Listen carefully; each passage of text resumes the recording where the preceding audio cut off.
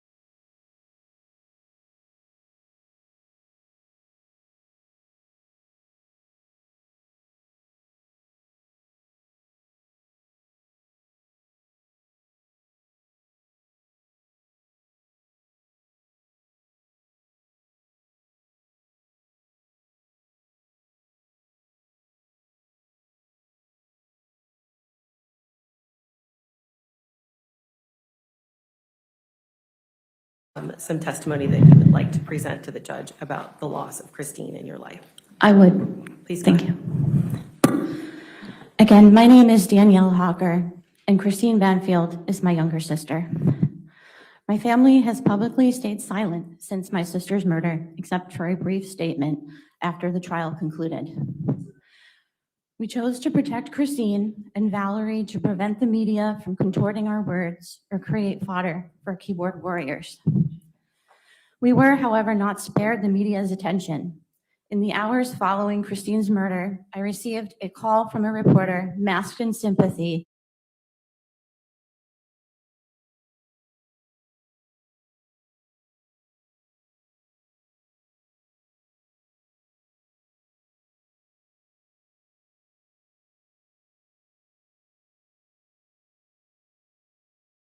asking for a statement and pictures of Christine. Since then, my husband and I have received countless calls and emails, but they pale in comparison to the overwhelming volume my parents have endured. Christine does, however, deserve to be talked about by those that loved her. Grief is not something that is done on display or shared, except those closest to you, and even then, it is more often hides behind closed doors in quiet moments.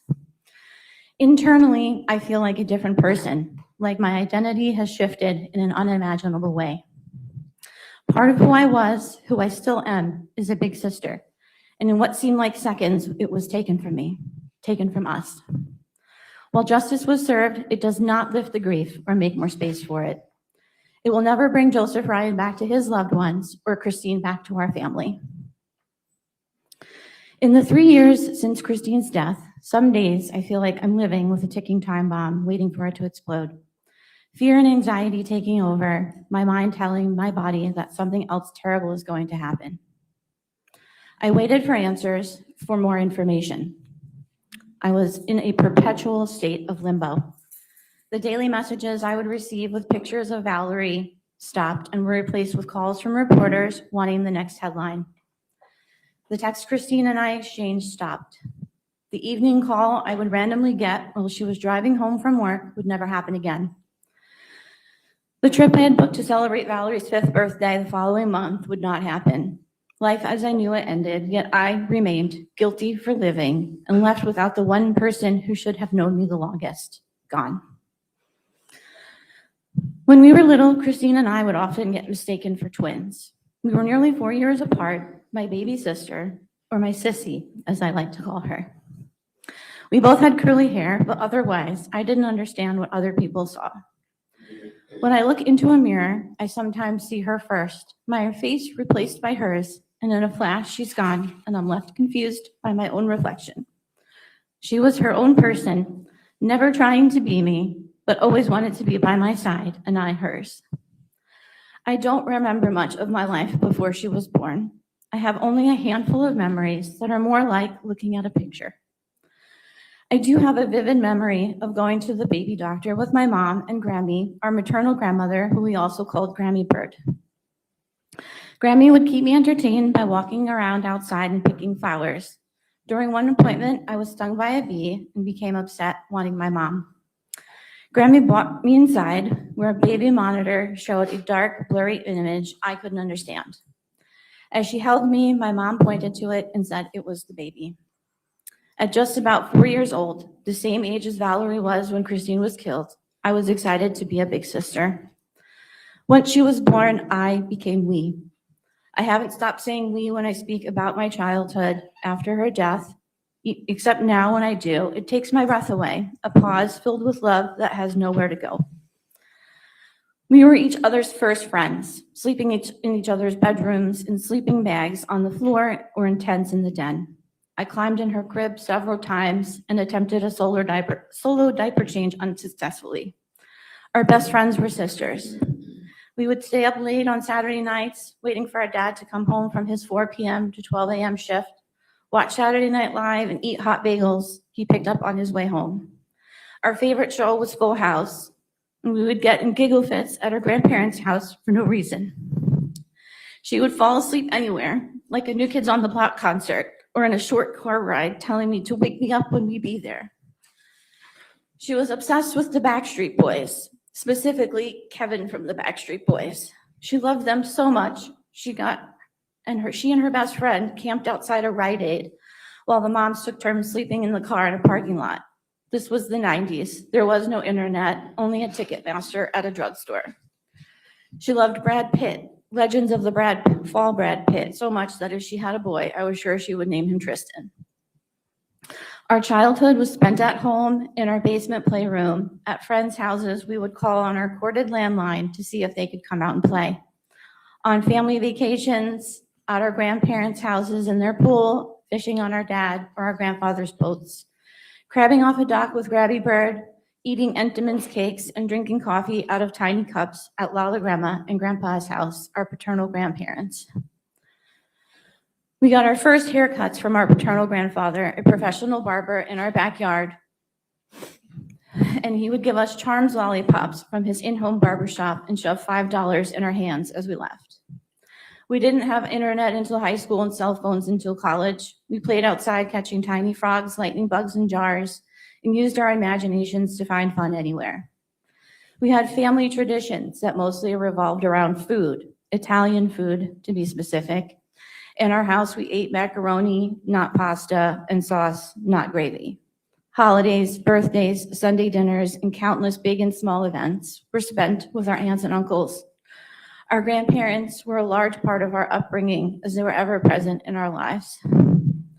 Grammy Bird passed away in September of 2022, just 5 months before Christine. Our family was still grieving her loss when Christine died. Even though we may have looked similar, we each had our own distinct personalities. She was kind and caring and precocious as a little girl, thoughtful and wise beyond her years. It was no surprise when she said she wanted to be a nurse at a young age. Her warmth only grew as she got older. She had a way about her that made people feel comfortable and welcomed without effort. New people scared me, and I was awkward in social situations. She loved being around friends, and large groups didn't intimidate her like they did me. She was a resident advisor in college, always looking for ways to help others. She was reliable and selfless and would give up her own time to help a friend in need. After she finished college, we found ourselves living in our childhood home again. It felt a little like we were kids again, but without the sleeping bags. It didn't last long. She started her first nursing job and wanting her independence. She lived her life at her own pace, and I didn't question her decisions unless she asked for guidance. I listened and asked questions so I could better understand what she needed before offering any advice. The memories we shared growing up helped shape my sense of love, family, and who I am. They felt simple and whole, filled with laughter, safety, and love. Since losing her, those same memories have changed. They are no longer just joyful, but layered with grief, each one a reminder of both how much I had and how much was taken. Christine was married the year before my husband Joe and I. I look back on this day with a heavy mix of emotions. I was so happy for her, about to start her journey to becoming a family. That feeling is hard to hold onto now because it still feels like a happy memory, but mixed with a deep sadness. What rushes in now is the realization that we will never experience milestone events again. No birthdays, Thanksgivings, Christmases, family vacations, family traditions, no new memories to form. Our family will still celebrate, but there is a missing piece, an emptiness that fills the room. The weight of that feeling makes it hard to move through the day, like walking through water fully clothed. When Christine found out she was pregnant with Valerie, she was living in New York. Joe and I were living in New Hampshire. She mailed me a card that said, "I miss the crap out of you." It made me giggle, and when I opened it, there was a sonogram picture that immediately made me think of her on that baby monitor. I was so excited for her. Deep inside, I was sad for myself and my husband. Just the day before, I'd had an invasive test after several years of infertility, which led to more questions than answers. I never told Christine about that procedure, and I regret not leaning on her for support. 3 months after Christine's death, I was in the hospital recovering from surgery, finally getting answers. She should have been there holding my hand and reassuring me that I would be okay after a nearly 8-hour procedure complicated by the von Willebrand's disease, the bleeding disorder that we shared. Less than a year later,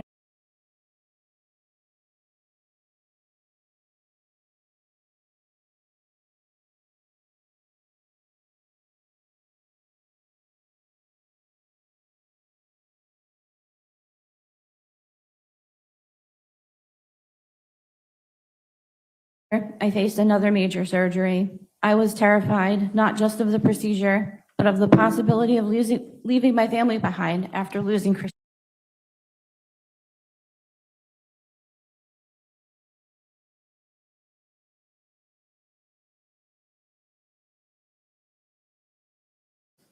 What remained was an ambiguous grief layered on top of an already soul-crushing loss. I try not to dwell on the support she might have given me. The imagined conversations I have with her offer little comfort. The day Christine was murdered lives in my head on repeat, starting with the early morning text Joe received from my father, in all caps, "Call me now," to collapsing on the floor after grabbing the phone and hearing the words from my father that Christine was stabbed and had been killed is mixed with my own screams, the two forever intertwined. My parents were going over a bridge on their way to Virginia for an overnight stay with Christine when they received the devastating news. I was full of anxiety about them driving after receiving this horrific news.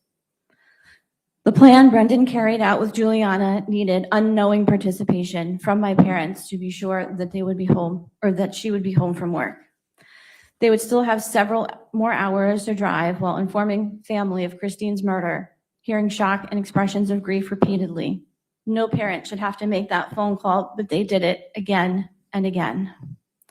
This is the burden of a parent that loses a child. Watching the immediate news coverage set off countless imagined scenarios. Somehow I found myself reliving something I had never experienced as if I had been there. I envisioned Christine's fear, felt her terror, and wished I was there to take her place. I no longer had a sister. I was no longer a sister. I said this on the phone with an old friend that day, and she told me that even though she was gone, we would always be sisters, and we cried. I flew to Virginia the next day. My parents picked me and my aunt, who had flown in from New York, up at the airport. They were quiet, moved slowly, and I could see the heaviness of the loss pushing them down as they tried to hold the weight of the pain my sister endured in the last moments of her life. I knew I had to be strong. I had to hold back tears not to upset them further. One day, Joe and I will be entrusted with caring for my parents as they grow older, and we will meet that responsibility with love. But no matter how much we give, it will never feel whole. That role was meant to be shared with my sister, together as daughters, making decisions, supporting one another, and walking through this stage of life as a family. Unknowing participation would be the cornerstone of Brendan's plan. He used friends and family to continue his affair with Juliana and formulate his plan. He used his own daughter as a part of his plan to bring her into the house to kill her mother. He lured an unknowing participant, Joseph Ryan, to his death. Based on the accounts from Joseph Ryan's loved ones, he had a kind soul, put others' needs before his own, and would have tried to protect my sister from harm, not cause any. During the course of the trial, I learned that on October 29th, 2022, Brendan and Juliana went to a gun range. That same day, I, along with our mom and aunt, visited for Halloween. We spent the day at various Halloween events in the area with Christine and Valerie, while Brendan and Juliana perfected this part of their plan. When I learned this, I went numb. I felt as though I had in some way been used to facilitate what happened simply because I didn't recognize the signs. Since then, I have replayed countless moments, fixating on small details and convincing myself that I should have noticed something, that there must have been a clue that I missed. But looking back with information I did not have at the time distorts what I actually experienced, yet the emotional weight of the guilt still feels real. The shame runs deep, and it has caused me to question my own judgment and perception. even though I understand that I was evaluating incomplete and concealed information. Guilt is meant to be tied to a choice, and I did not choose harm. Despite this understanding, I continue to struggle with the feeling of being drawn into something I never knowingly participated in. I know rationally that these feelings are misplaced, but I do not yet know how long it will take to fully reconcile them with what was done to my family and the way that I was implicated in it. I didn't truly know Brendan at all. I don't believe anyone did, not family, not friends, and certainly not Christine. His testimony was the most self-serving display of narcissism I have ever witnessed. He attempted to smear her through outright lies and victim blaming, accusing her of betraying the oath she took as a nurse, an accusation that not only attacked her integrity, but further wronged the vulnerable patients in her care. As Christine's sister, I didn't just lose her. I had to sit and listen to a version of her that did not exist. I knew her in a way that he never could. I knew her honesty, her compassion, her refusal to live with secrets. Hearing him attempt to rewrite her life and her character felt like losing her all over again, piece by piece, in a room where she could not defend herself. His lies did not just attempt to destroy her reputation, they forced me to relive my grief with anger and helplessness I cannot fully describe. He was the one that had countless affairs, several attempts at finding the right mistress that would eventually help carry out the plan with him, because the absurd line of questioning about a plan didn't just develop when he started his affair with Juliana. I believe she meant no more to him than anyone else in his life. She was just another person to control and exploit. What he presented as affection was manipulation. What may have appeared as love was nothing more than strategy. If there had been any genuine intent to build a life with Juliana, he could have chosen a lawful and honest path. He could have divorced and moved on. But divorce would have required relinquishing control, and control was always the priority. His actions were not driven by love, but a desire for power, deception, and a complete disregard for the lives he destroyed. The callous way he spoke about Christine will one day be heard and seen by Valerie. She will eventually come to terms with the fact that her father, the person who was meant to protect her above all else, used her and put her directly in harm's way. Valerie may hold only a faint memory of a life untouched by loss, but for most of her years, she will know her mother through grief and the stories of others share with her. We will do everything we can to fill those stories with light, so she comes to know her mother through joy and love, not only through the weight of what was taken from her. Christine's last words and thoughts had to be about Valerie. If she had done enough in the short time that she had with her, worry about who would care for her, not apologizing to Brendan and making sure he knew how loved he was. Christine chose to dedicate her nursing career to caring for the most vulnerable, to babies and children during their most difficult moments. She provided comfort to frightened parents who wish they could take their children's place. She made those moments more bearable with her big smile and infectious laugh. I can still hear her laugh in my head. Christine dedicated herself to her daughter, who will grieve her loss at every milestone in her life. I will be there, never to replace my sister, but to tell Valerie who her mother was, remind her of her big laugh and even bigger heart. I will tell Valerie how much she was loved by her mother, and I will forever carry both the grief of losing her too soon and the gratitude of having loved her for 37 years and being loved by her in return. That bond will not end because we will always be sisters. I want to thank the Commonwealth Attorney's Office for their commitment to pursuing justice, to the members of the jury for their time, care, and responsibility they took in reaching their verdict, to the Fairfax County Police Department for their dedication to seeking the truth and for honoring my sister and Joseph Ryan's life through your work. To the Victim Services team for their compassion, care, and support they have shown my family, going above and beyond for us during an unimaginable time. And thank you, Your Honor, for your commitment to fairness throughout this trial, for your patience today, and for allowing me this opportunity to share a small glimpse of who Christine was, what she meant to me and my family, and how her loss has profoundly shaped and will continue to shape my life. Thank you. Thank you. Please answer any questions that Mr. Carroll may have. Any cross-examination? No, Your Honor. All right, ma'am, you can have a seat. Thank you.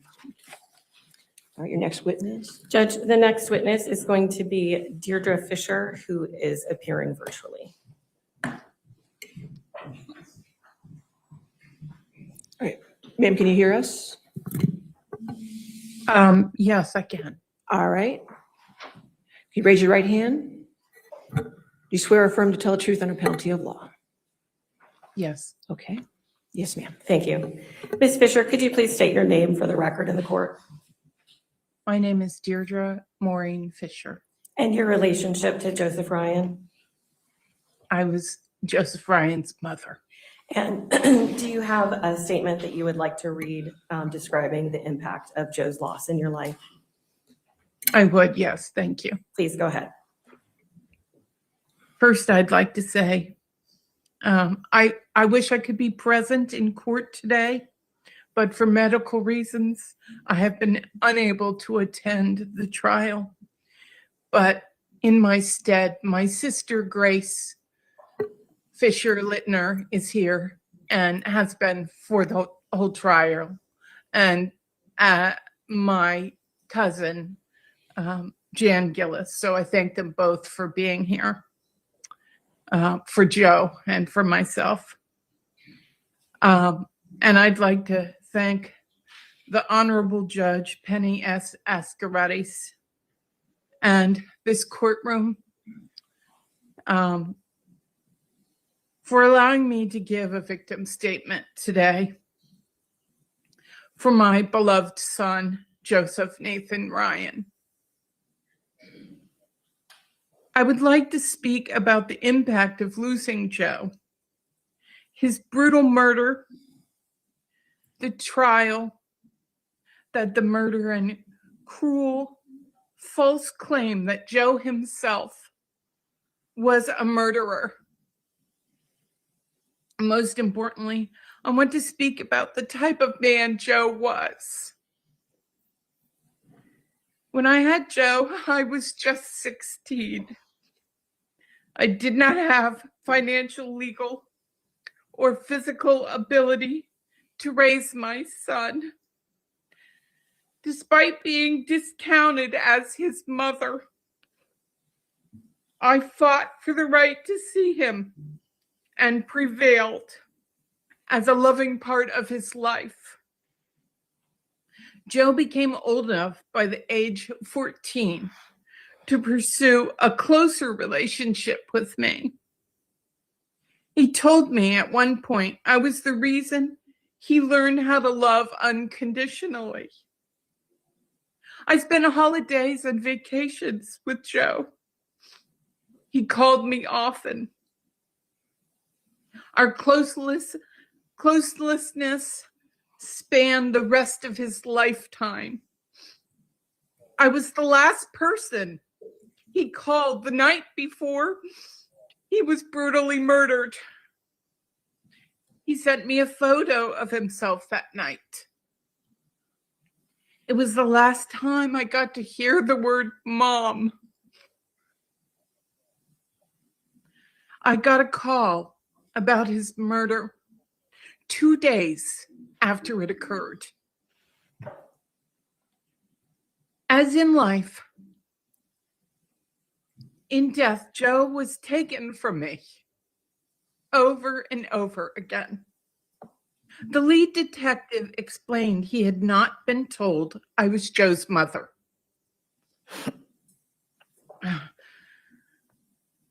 He was compassionate, and I would go on to include me as he did and the defense team in updates about the murder investigation and legal process.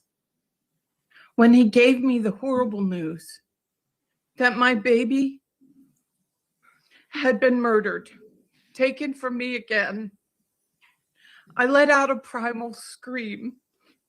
I cried. From that night on, I have felt the deepest loss I could ever experience. My only child was gone, but the nightmares and pain were only just the beginning.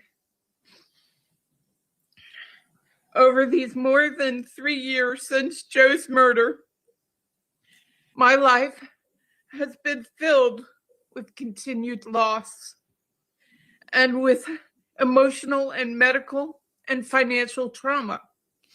I have not been able to function normally. I have navigated a barrage of emergency room calls, doctor's appointments and hospital stays, and surgeries. I have spent a great deal of time not able to function or care for myself at home. A direct result of the murder and devastating trial that ensued. I developed a heart condition and ulcers. Just last month, well, it would be a few more now, I had my toe amputated after not being able to fully grasp the pain that I needed to seek prompt medical care. That also means the medical bills piled up again, and working became nearly impossible. Would I have experienced such severe trauma without the brutal loss of Joe? Certainly not. When Joe was alive, he would fly or drive to care for me. And when I needed, and it included cancer twice, he was there. That brings me to the next thing I want to talk about. Who Joe really was. Brandon Banfield, his defense team, even some of the press carelessly characterized Joe as the intruder. The fetish guy into rough sex. The rapist and the murderer. Or simply the other forgettable guy. Not even showing Joe's face during the murder trial. Joe was chosen because Brendan Banfield thought he would make a good dupe to be framed for the planned murder of his wife. As with so many other things, Brendan was wrong. In some ways, my son was flawed, regular Joe, but he also had some amazing qualities. Joe was extremely caring. He lived with his grandmother and was dedicated to her health and her well-being. He moved to Florida to care for his parental grandfather, Pap, before he died from advanced dementia. He went for 2 months to care for a woman he loved who had radical hysterectomy, also taking care of her young daughter. That's part of who Joe was. Joe was a guy who believed in fighting for the underdog and even actual neglected dogs. He would walk into an animal shelter and ask for the oldest, ugliest dogs. Bring them home and love them for years. When Joe was murdered, he left behind a dog named Kitty, who waited for him at the top of the stairs. Joe also did things like gardening, feeding stray cats, teaching autistic kids to do jujitsu, and working at a homeless shelter. He believed that those with less should be fairly treated and supported, that Black and brown people should not be marginalized. Joe also was a feminist. He spoke out about the mistreatment of women during the start of the Me Too movement. Although he was chosen as a scapegoat from a website that is considered fetish, he was on that site to find a consenting partner because he believed in a woman's right to bodily autonomy and in her control over her romantic and sexual life. Joe wasn't just the disposable caricature he was made out to be. He had a face, he had a name, he had a life. But Brendan Banfield shot his face, soiled his name, and treated his life as disposable. My son was a kind human being who had a full life of meaning. In contrast, Brendan will remain known as an abusive father, the brutal murderer of his dedicated and compassionate, beautiful wife, and a narcissistic killer of an innocent man. My son's legacy is one of selfless love, while Brandon's is one of senseless evil.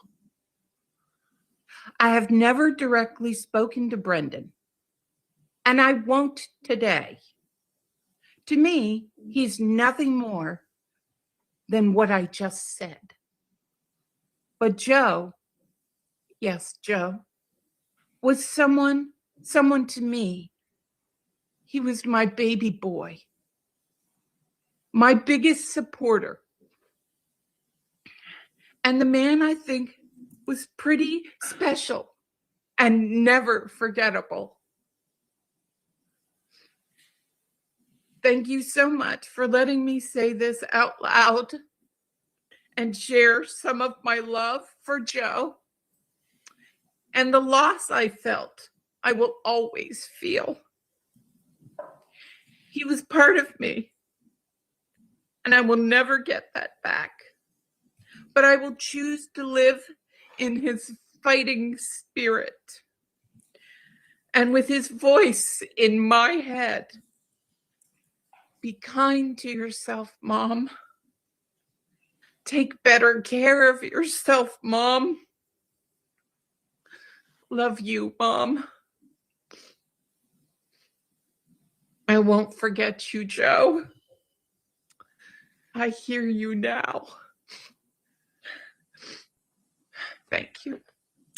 Thank you. Please answer any questions of Mr. Carroll. Any cross-examination?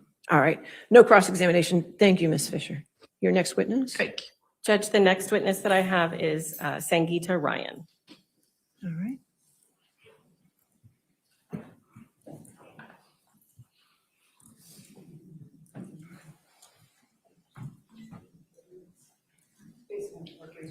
You swear or affirm to testify truthfully in this case that our policy is valid. Yes.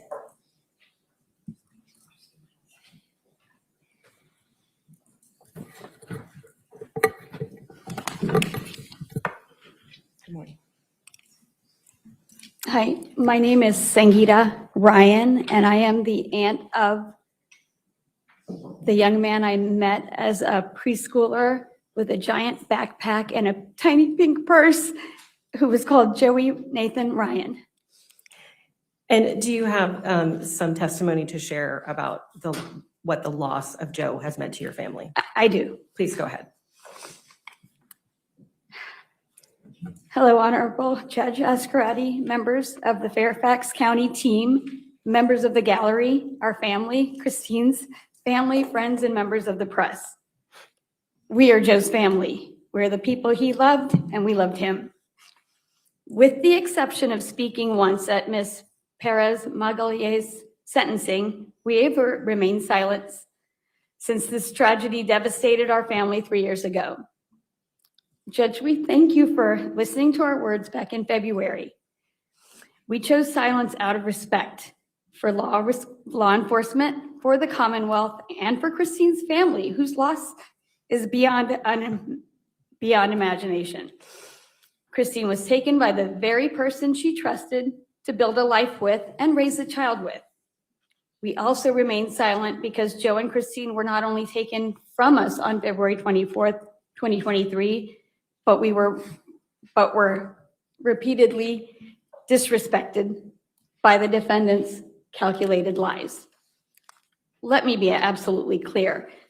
This was not a moment of weakness, confusion, or loss of control.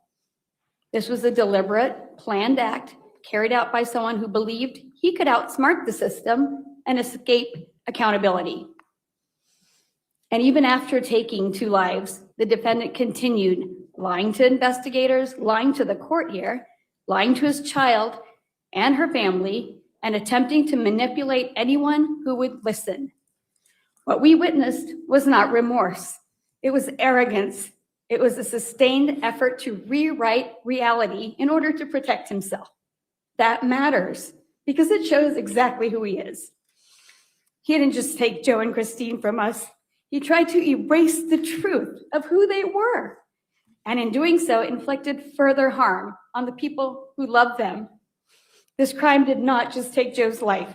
It took his place in the world. It took a son, a grandson, a brother, a cousin, a friend, a caregiver. He took my nephew, Joe, on purpose and left devastation. Every day we see the impact of that loss. Joe's grandmother, Connie, who raised him from the time he was just days old, now lives with a grief that has only deepened in time. She was there for every milestone of his life, his childhood, his school years, his prom, his first car, his growth into adulthood. And in return, as Deirdre said, Joe was there for her.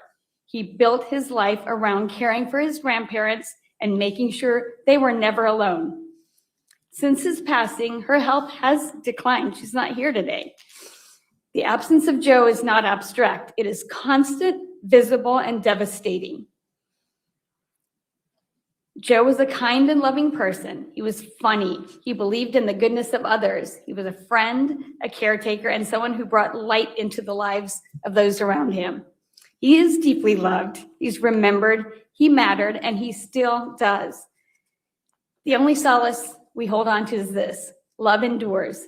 It lives in the stories we tell, in the way we carry Joe with us, and in how we choose to live our lives moving forward. Today we speak, and today we find our voices, and today our silence ends. We will spend our days and our lives saying Joe's name.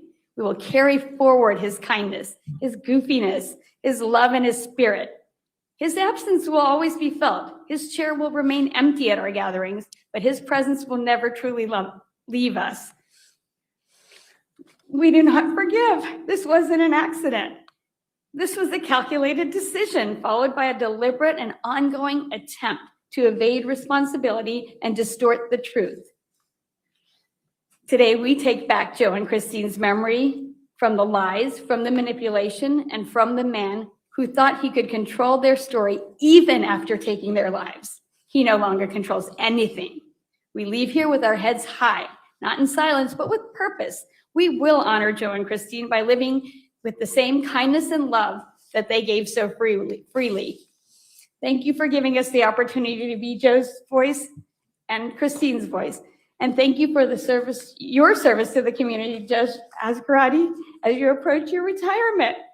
May we all find a way to love more deeply and bring more kindness into the world. Thank you from the Ryan family.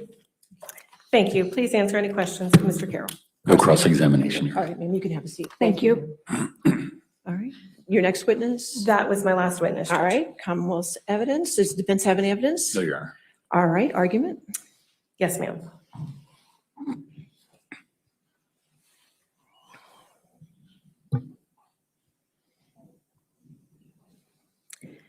Judge, I want to be clear what we're asking for today before I begin the meat of my argument. We're asking for a life sentence to serve in FE 2024-666 count 1. As we know, the imposition of 2 life sentences is not available given the 2 parts of the statute that we are working with. So I want to be clear that that is what we're asking the court to go forward on and why. And I'm also asking the court to obviously impose the 3 years that is required by count 5 in that same case number. And in FE 2024-873 count 1, I'm asking you to sentence him to 5 years and not suspend any of that. Judge, Brendan Banfield planned and carried out the executions of 2 innocent victims, his wife Christine and Joe Ryan, a stranger to him. He planned their murders over several months, enlisting the help of his co-defendant and affair partner, Juliana Perez Magalhaes. He planned ruthless and brutal killings, shooting Joe in the head, stabbing Christine in the neck over and over again, and instructing Juliana to shoot Joe a second time. He manipulated the crime scene and lied about the circumstances of their deaths, painting Joe as a violent intruder when he had hand-selected Joe as his second victim, posing as Christine online looking for someone with whom to act out a rape fantasy outside of her marriage. And neither version is at all close to the truth. They are lies. Christine was a daughter, a sister, a mother, a nurse, and a friend. Her parents, her sister, her coworkers, and friends told you about Christine and how much she matters to them in their lives. Joe was a son, a brother, a grandson, an uncle, a cousin, and a devoted animal lover. His mom, Deirdre, and his Ryan family members told you how much he matters to them in their lives. These families won't be able to celebrate obvious, joyous milestones like graduations, weddings, holiday celebrations with Christine and Joe. It's important for us to remember the intangible moments that these families have lost as well. Christine was murdered before her daughter started kindergarten. Christine is never going to take a first day of school picture with her daughter. She's never going to attend field day or chaperone a field trip. Christine will never know what activities her daughter loves. Will she play soccer? Be on a summer swim team? Will she play an instrument? Be a theater kid? Will she be an artist? Christine won't be here to know any of that. Christine won't be here to offer her daughter opportunities to help her find what she loves. And Valerie won't have her mother's guidance and love as she navigates the question of who she is. Joe is loved and cherished by his family, and they endured a false narrative portraying Joe to be a violent criminal. He was a loving caretaker in his family. He cared for his grandpa, his grandma, and his mom, uprooting himself selflessly to be closer to them as they needed him. He loved and cared for neglected and abused animals. He was single when he was murdered. He won't get married. He won't become a father. He won't create his own family, and he won't create any new memories with the family he has here today. Banfield and his co-defendant are the causes of the immeasurable loss suffered by Christine and Joe's families. There is nothing that can lessen their devastation. Nothing we can do or say will bring Joe and Christine back to their families. This sentencing ends the in-court process, but it is not an end to anyone's grief. For all of these reasons, I am asking you to impose every minute of active incarceration that the law requires and that the law allows. The sun should never shine on Mr. Banfield's skin as a free man again. Thank you, Mr. Priscilla. Argument, Mr. Carroll?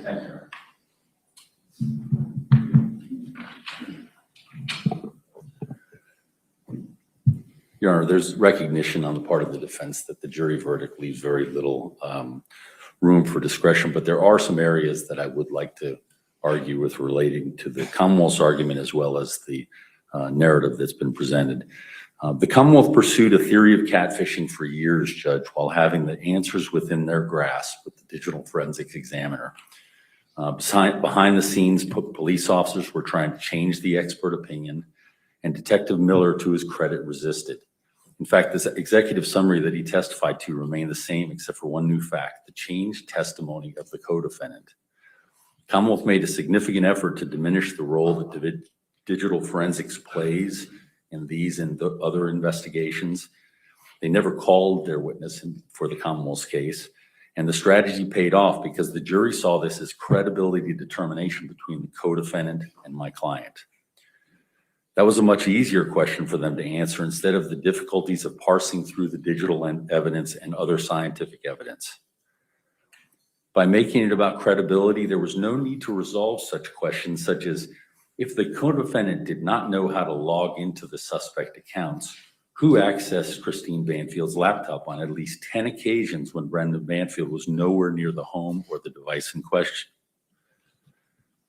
Second question, how did Christine Banfield not discover the two-factor authentication on her personal cell phone that the co-defendant testified that she secured surreptitiously from Christine Banfield and then put it back?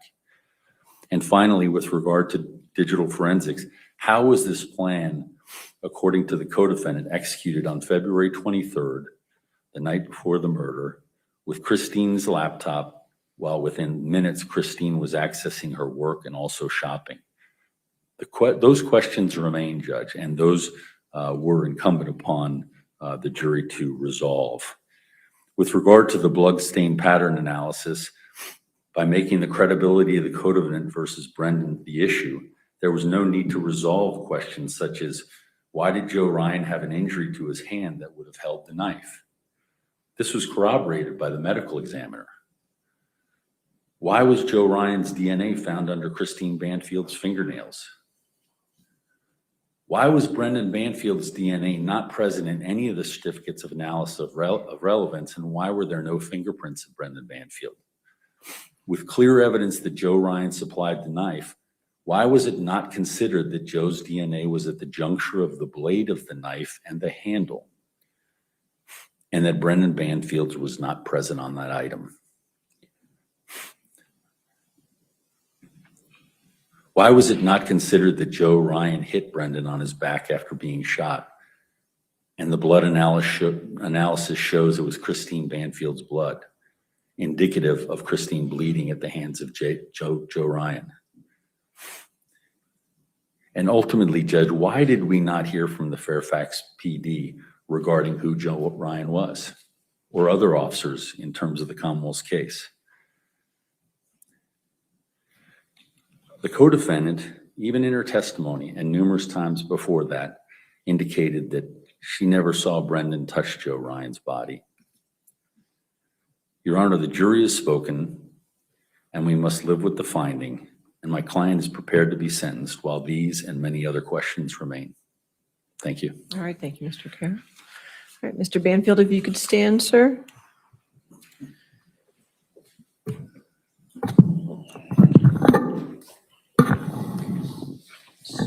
Sir, is there anything you wish to say at this time before sentence is imposed? Yes. Okay. I'm greatly disappointed in the legal system. The system has failed not only me, but also Christine, my daughter Valerie, the Bensons, and the rest of my family. I was found guilty of a crime that I did not commit, but it's actually impossible to have committed the crime, as the prosecution, their experts, and their witnesses have presented. The prosecution and their witnesses' statements do not match the evidence. My rights to defend my family has been taken away, to defend my home and myself. This is a protected right that I'm sure everyone listening here knows they have. My right has been discarded. I'm being sentenced on an impossible set of circumstances. The prosecution's catfish theory was forced on detectives. Detectives did not agree with the catfish theory and were harassed, belittled, and then transferred out of their department unwillingly.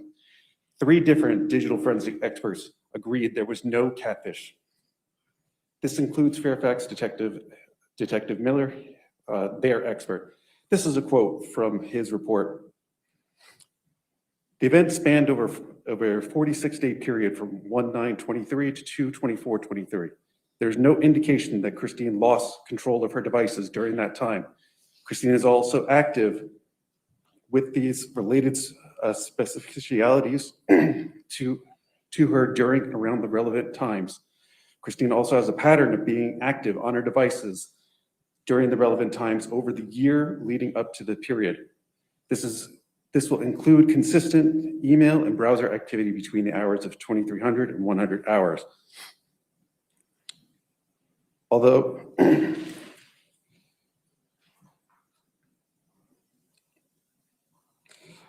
the not detailed, sorry.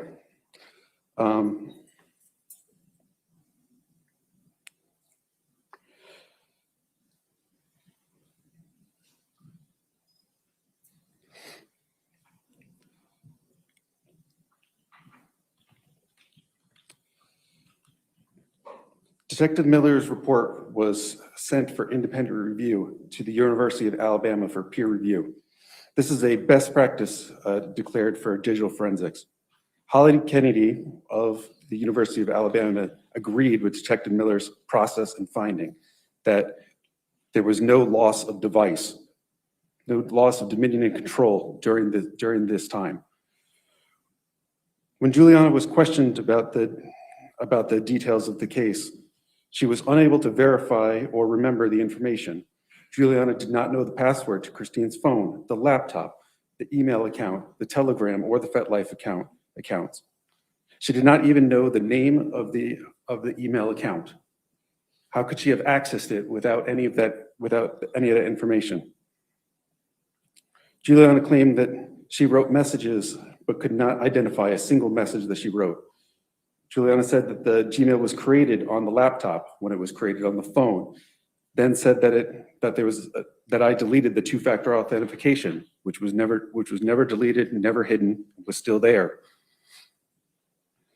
The Telegram application was also not hidden, always available on Christine's laptop.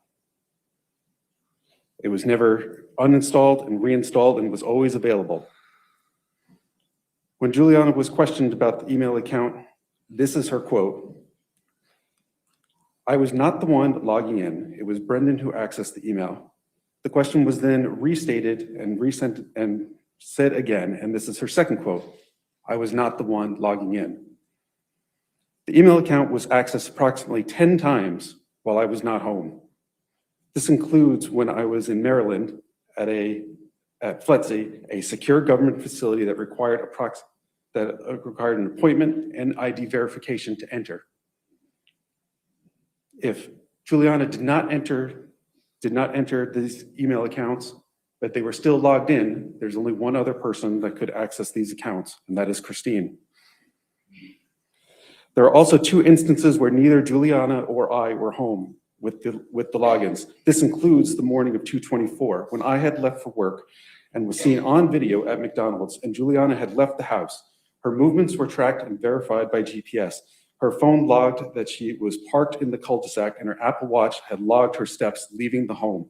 And by her own testimony, she also stated that she had left the home. Yet after that, the laptop was then logged in and accessed again. There is no dispute that Joe Ryan brought the knife to my home. My DNA and fingerprints are not on the knife. Joe Ryan's DNA is on the knife, right at the junction of the handle and the blade.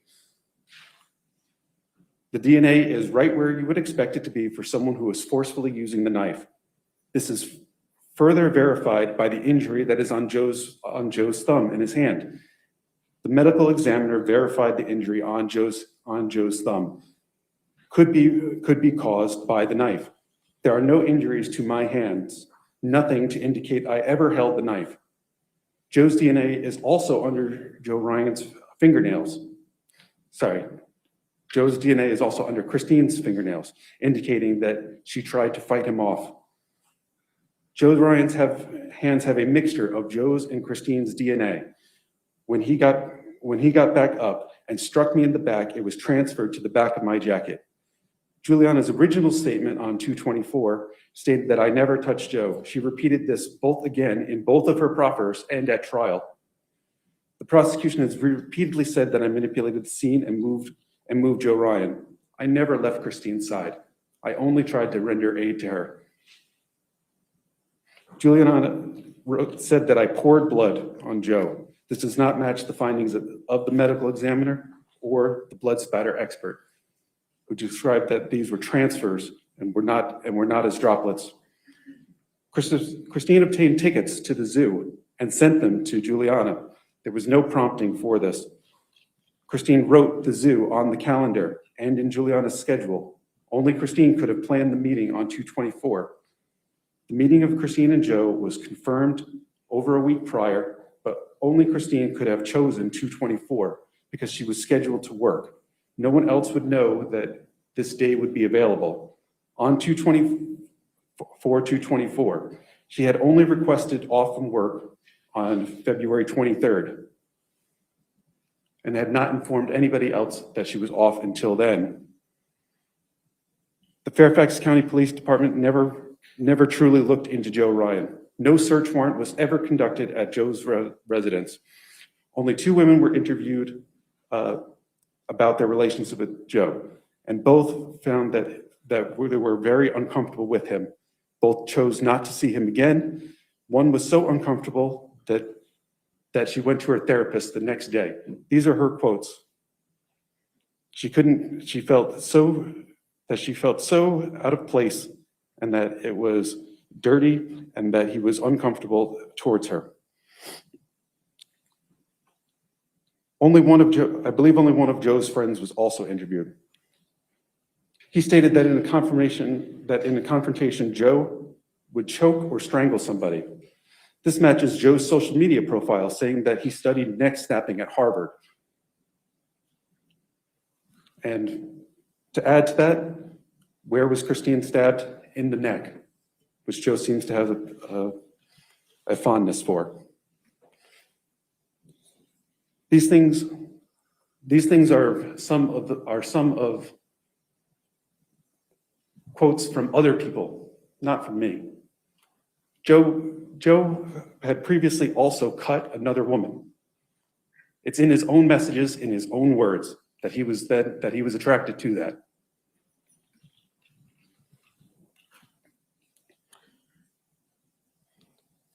Separately, there's entire internal affairs videos about this case.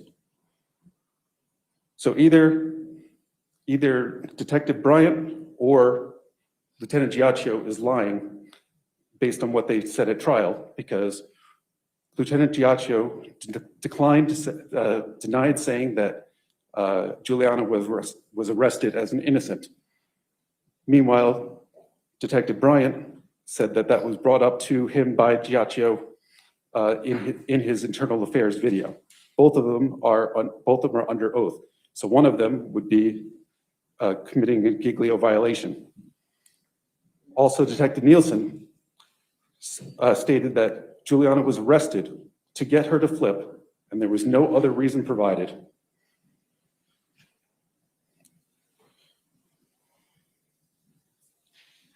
Christine was a wonderful and loving person. Just as you heard from many of the people here, she was a loving and compassionate nurse. During COVID, she volunteered to take care of many of the people that were sick and struggling. She signed up for extra shifts. She signed up for vaccination clinics. She cared for her daughter. She enrolled her in dance lessons. She was there for recitals. I loved her very much, despite what you may think of my affairs. Our marriage worked for us. It wasn't something that I looked to end. It was told to other women that I was never going to leave Christine. That was always how it was said. Christine cared very much for her family and friends. I'm not trying to diminish in any way what her life was. She truly was a caring mother, a caring wife, a loving nurse.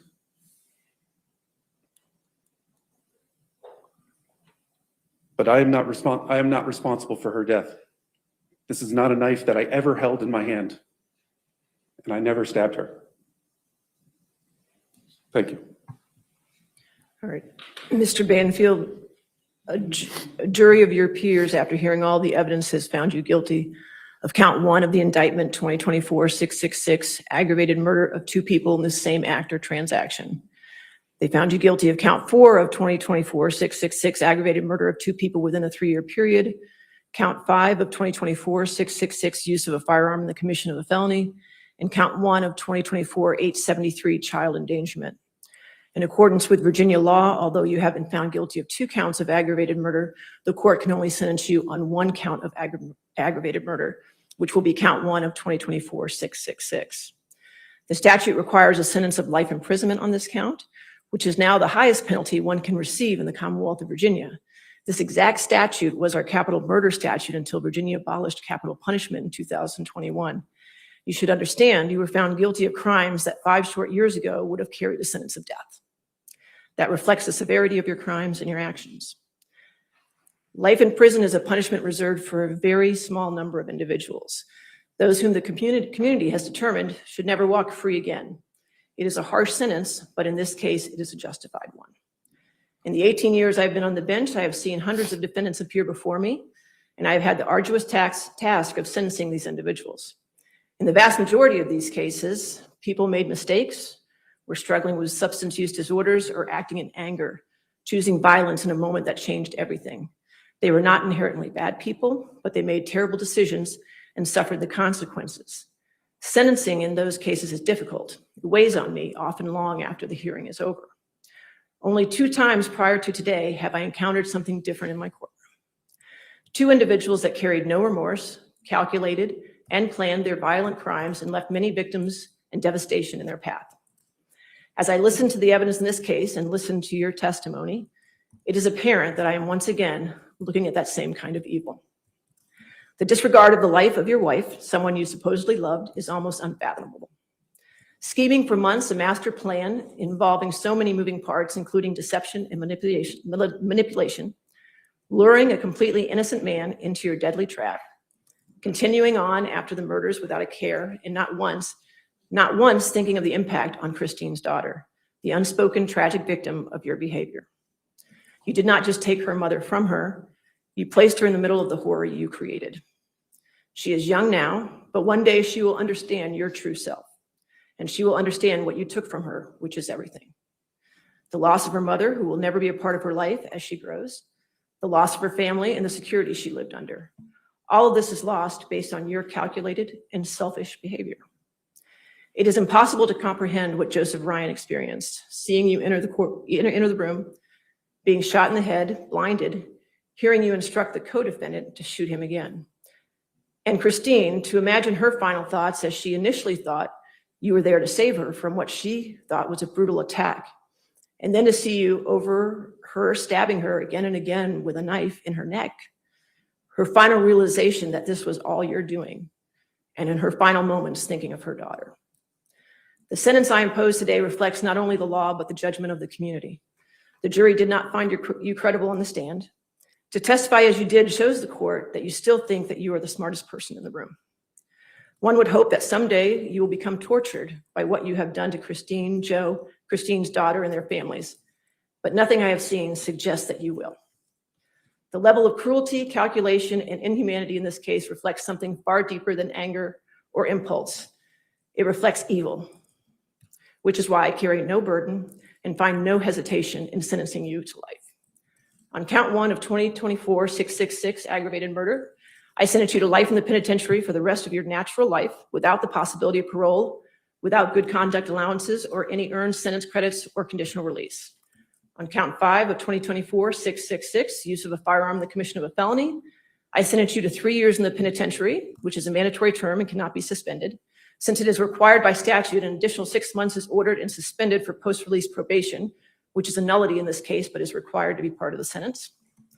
On count 1 of 2024-873, child endangerment, I sentence you to 5 years in the penitentiary. Since it is required by statute, an additional 6 months is ordered and suspended for post-release probation, which is again a nullity in this case, but is required to be part of the sentence. Each of these sentences are consecutive, that is one after the other. And since you've been convicted of a felony in Virginia, a sample of your DNA will be taken and submitted to the Virginia State Police database. That is the sentence of the court. Are there any questions, Mr. Carroll?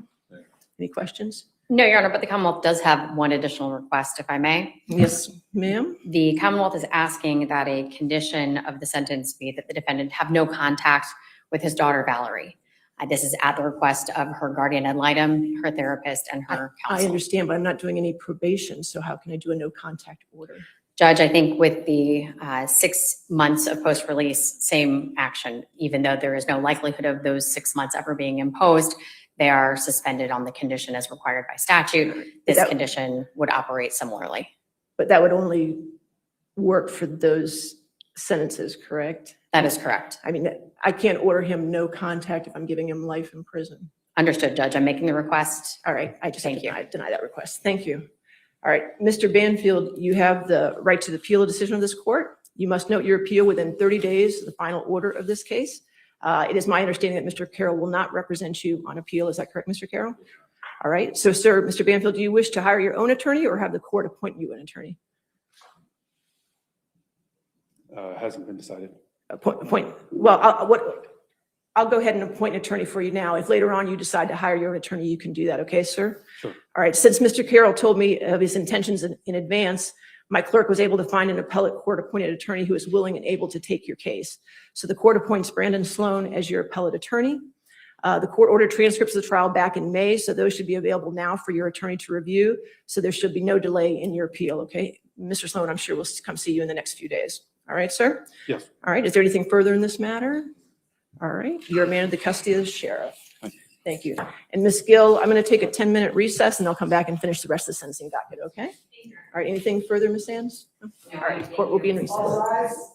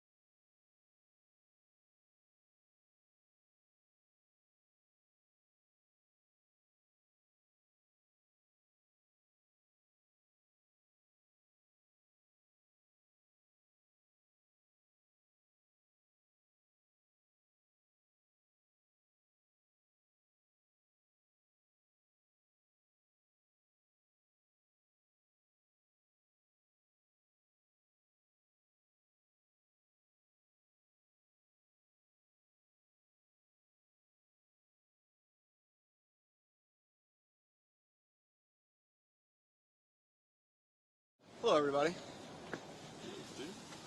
Thanks, Neil. I appreciate it. Is everybody ready? Everybody set up?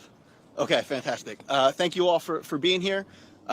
Today was the end of a long 3-year journey. We were able to, at conviction and now at sentencing, really get justice for Christine Banfield and Joseph Ryan.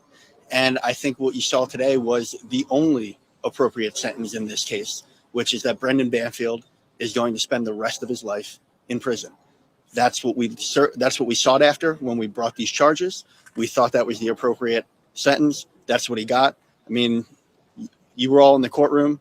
I think it is what happened today really showed Brendan Banfield is a remorseless killer. Even today, he tried to make himself out to be the victim in this case. And that's why we think the sentence that he got today, life in prison, no possibility of parole, no possibility of sentencing credits, is the appropriate outcome. Who has questions? How do you describe someone like that? You know, he thought he could create the perfect crime. He thought he was smarter than everybody else. And it proved, you know, through trial and the hard work of the police department, through the hard work of our prosecution team, that he wasn't. And, you know, quite frankly, he's an evil guy. This was an evil crime. And he thought he was smart enough to get away with it, and he just wasn't. Drew? Yeah, the Chief Judge touched on it there, but this punishment 5 years ago, 6 years ago, you could have been sentenced to death. Can you kind of talk a little bit about that, the severity of this conviction and this punishment and its relationship to what Virginia abolished some years ago? Yes, of course, Virginia a few years ago was a death penalty state. It no longer is, but it still has the aggravated murder charge, which is what we charged Brendan Banfield under. We brought that charge because aggravated murder, regardless of whether it was a death penalty case or whether it was mandatory life in prison, is the most severe charge in our statute code book. It's the most severe charge you can bring in Virginia. And this was a case where the most severe charge was warranted, because I will tell you, I have been doing this job for a while. I've been a prosecutor for a long time. I haven't seen a crime like this. Chief Judge Escarati mentioned that this is a crime that rises to the top in her in terms of her career, in terms of severity and evilness. So the fact that we brought these aggravated murder charges, to us, it was necessary because that was the only charge that reflected the seriousness, the deviousness of this crime. Were you surprised by Brendan's statement there? You know, I can't say I was surprised. You know, I think it was part and parcel with how he testified at trial. I think that same character that you saw when he took the stand in his own defense a few months ago came out again here today. A guy who pointed a finger at everybody other than himself. A guy who tried to outsmart the system. But in the final analysis, he did what he did. He was convicted. Now he has to pay. Steve, how were the families who heard him still blaming Joseph and Christine after the hearing? What did they share with you about their reaction to that? Well, Jenna, do you have anything that you want to share? Sure. Yeah. The families have been through so much. They really struggled with the ins and outs of the motions that preceded the trial. They sat through weeks of testimony where their family members were slandered, to be completely honest. So today they found closure, and I think they were at peace, but with so long a haul to get to this point, there was no explosion of emotion, if that answers your question. There was no final breath of relief. They've been through a lot, and they've been through it all, and I think they're ready to move on. Or anger that he's still telling that story? No, they're not surprised by anything with this man.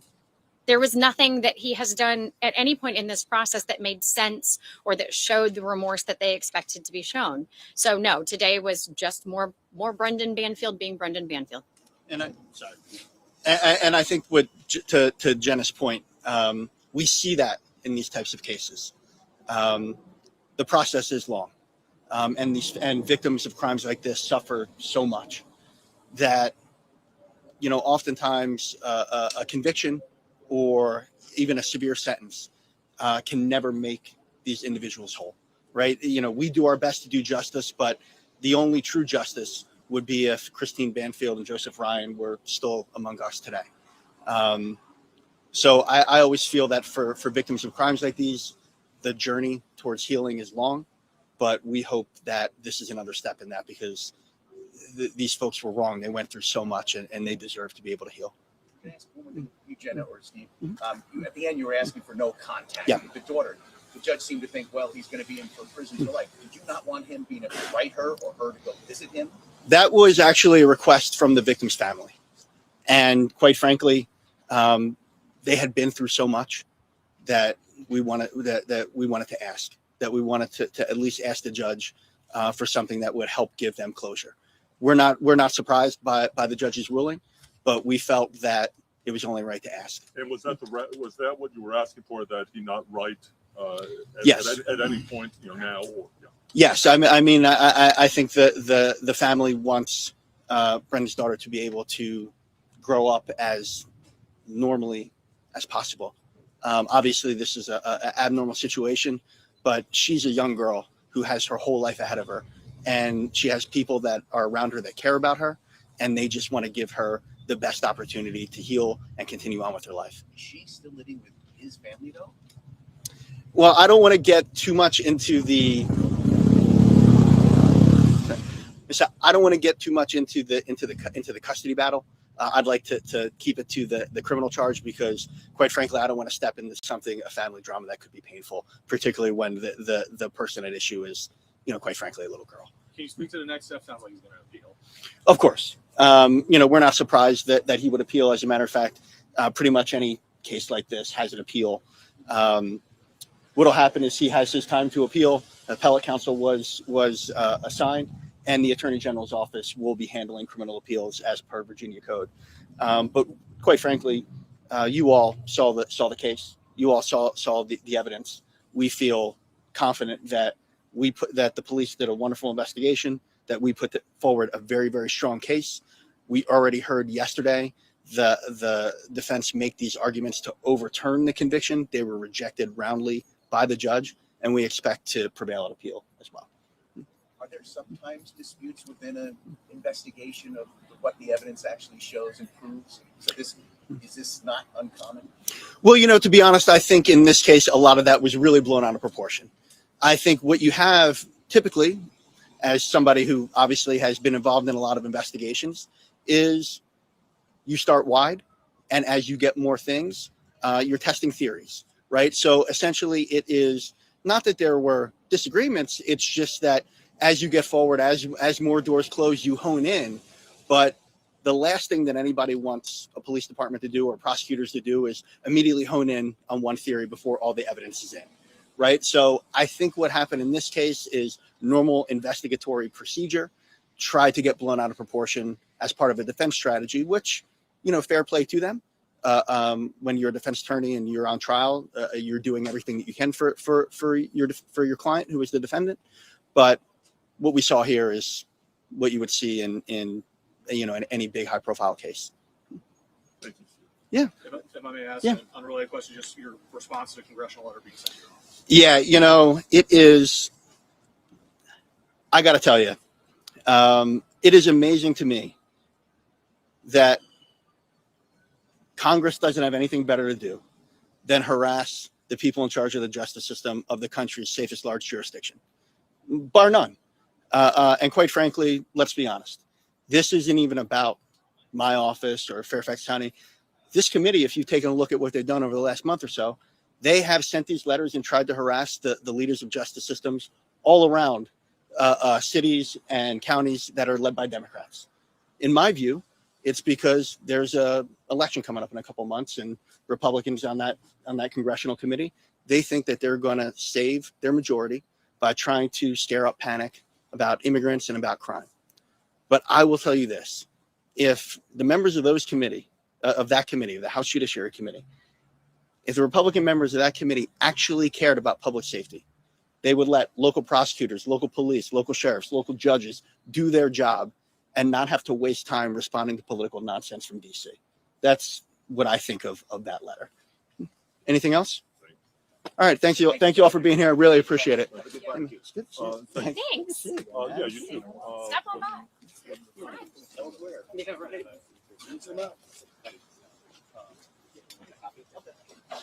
Is this yours? Yeah, the blue one. Is a clamp yours too? Clamp is mine.